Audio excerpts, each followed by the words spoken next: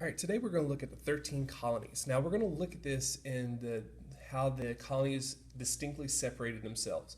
We have three different types when we talk about this. We have the New England colonies, the Middle colonies, and the Southern colonies. What we're going to do is we're going to analyze the social, economic, political, and religious aspects, or our reps, of these different groups over and over and over again. So there'll be a little pattern that comes, but as we go through and look at how the 13 colonies were established. So, background: a colony is a region or an area under political control of another country and is occupied by settlers representing that country. So, Jamestown and Plymouth are our first colonies that came to North America that survived. Uh, Jamestown is our first permanent English settlement. It was established in 1607 and gained success by growing tobacco. Okay, we talked about how tobacco was a cash crop and very important, and Jamestown is the one that first established that. Plymouth, on the other hand, the Mayflower landed at Plymouth Rock with English settlers aboard. They created the first form of self government in the colonies called the Mayflower Compact in 1620. Those are two dates that we have to remember. And the men signed it and agreed to make decisions and laws together based on the concept of majority rules. So this is our background on how things got started, and now we're going to see how everything kind of shook out between the three sets. Now, first, we have our New England colonies. And our New England colonies, sorry for the focus there, physical characteristics of them is they had a very close proximity to the Atlantic Ocean. This is the Atlantic Ocean on the coastal area right here. Subsistence farming. Subsistence farming is where you farm just enough to make sure everybody survives. No extra farming to have people sell in mass quantities. There's poor soil for large scale farming. It's a very cold climate. This is the area of the United States during the wintertime gets feet and feet and feet of snow. There's abundant forests. Here you're able to find lots of forests, especially in this area along the Canadian border.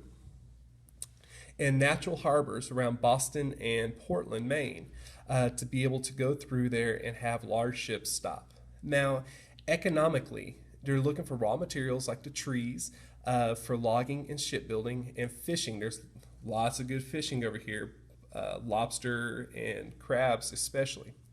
Political factors: town meetings to make laws for each community. So each little community would get together, make laws, make decisions as they needed to, and they would keep on going from there. They would have a representative government where you vote for representatives to have a say for you when they got together into the bigger political views.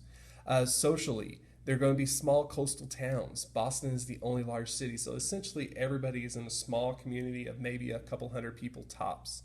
And religious factors: this area is primarily based on religion. The Puritans are the major influence in a majority of the people.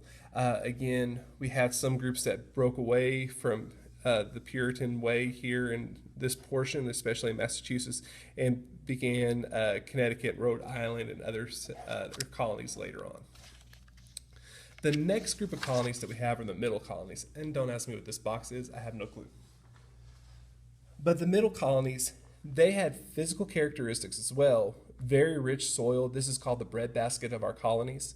Broad, deep rivers, more natural ports and harbors. New York, Baltimore, Norfolk, Virginia all became major trading posts because of the harbors that were able to get there.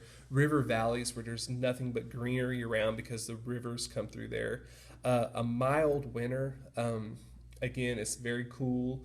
It's cool, but it's not freezing cold all the time. So they get some snow, but not tons of snow. And proximity to the Atlantic Ocean. Again, they're coastal with the East Coast and Atlantic Ocean. Economic factors: they have large farms. They're very large farms. These are the groups of people that were able to feed the rest of the colonies for the most part. They could transfer all the materials up and down on ships. And so that was a very important thing. Raw materials: logging and shipbuilding were very important as well. There's lots of trees in this area. Fishing again. And then political factors: they're more tolerant of religions and people. Quakers in Pennsylvania was a very big social experiment where they looked at equality and tried to make sure everybody was equal. Socially, there's going to be small coastal towns again. Philly, New York, and Baltimore are the only large cities. Religious factors, the Quakers are going to be in Pennsylvania and established by William Penn.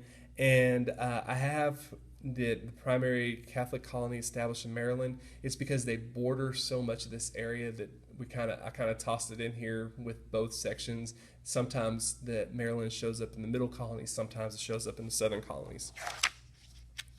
Next, the southern colonies. This, again, they're going to have physical characteristics like the Appalachian Mountains. The Appalachian Mountains are going to be right here along the edge on the west. Large navigable rivers, rivers like the James River that Jamestown is built near, is going to have lots of areas for people to go through and send ships up, and it'll be easier for trade. Rich soil, this is where the tobacco really took off. A very warm climate. It doesn't get very cold, it's a lot like Texas except cooler. And then natural harbors in Charleston, South Carolina. Economic factors, there's lots of logging, again, lots of trees, plantations because they have very large farms. Political factors, this is where all the slaves are. Primarily, this area is where you're going to see the slavery being a major deal. It's also going to be a major class-based society. That means you have the extremely rich and the extremely poor and middle class. And once you're in one of those groups, you're pretty much in there until you die. Social factors, you're going to see small coastal towns. Savannah and Charleston are going to be large cities, but that's just because of proximity to the ocean again. Religious factors, there's more diversity here. The Church of England is going to play a major role even later on when we get to the Revolution. The southern colonies, a lot of them are going to stay loyal to the crown because they understand that cotton and tobacco, England pays a good price. We don't want to lose them. And then again, the Catholic area of Maryland. So these are going to continue to be a major role.